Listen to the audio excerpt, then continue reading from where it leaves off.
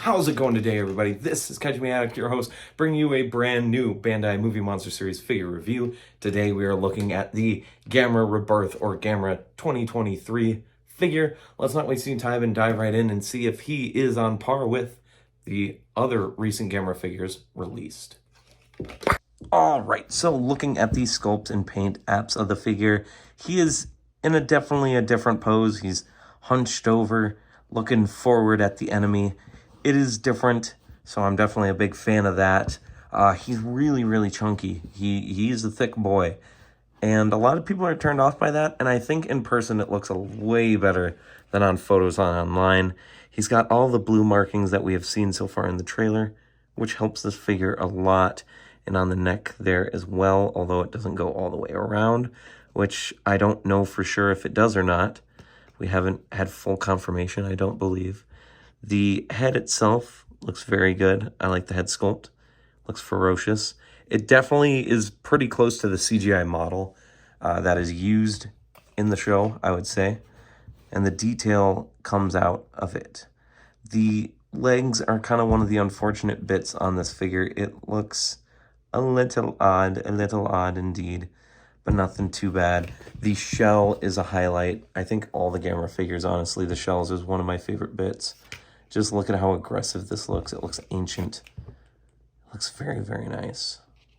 The tail has a lot of detail. It's also kind of long comparatively to most Gamera figures, so a double plus.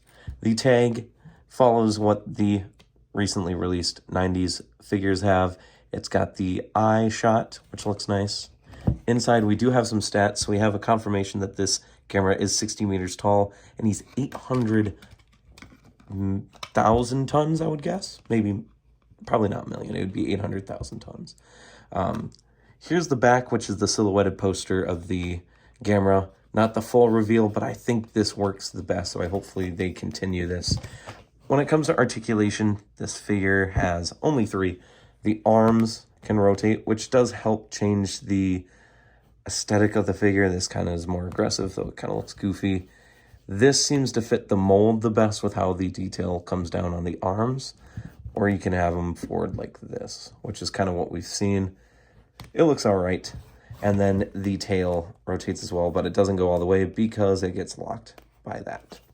The other quick thing I'll mention that he does have this huge glue seal right here in the front, and it is kind of distracting. It's not bad, but definitely not the best choice on Bandai's part.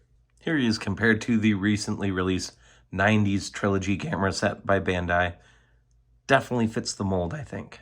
Here he is with his Showa counterpart and the last Gamera that was released to us, Todo. Here he is with some of my favorite Gamera villains, also done by Bandai. And finally, here he is with the recently released Bandai Movie Monster Series Baragon, and the Sun Guts Third Form Shin, and the Gojiban Manila figure. All right, guys, that is going to wrap up the video. Do I think that he matches the level of the 90s Gameras that we recently got? Not quite. I don't think he's quite on their level, though I don't think he's quite as bad as everyone is saying. I definitely do think this figure will have a place in your Bandai collection. I do recommend picking him up, but he definitely is not on the other 3. It's just how it is. This figure is going to get a honorable 6 out of 7, I think. A little bit more paint and a darker mold really would have supported this figure, I think. Darker, kind of like the Monster Arts. I think the Monster Arts colors for the base body is splendid. But we'll see with time to come if we'll get a heavy paint version of this figure. So, as I always say at the end of these videos, peace, rock on, stay safe. Remember to go to Collect All Monster Collectors on Facebook. Join the discussion with many other tokusatsu collectors. And I'll see you guys in the next video. Peace.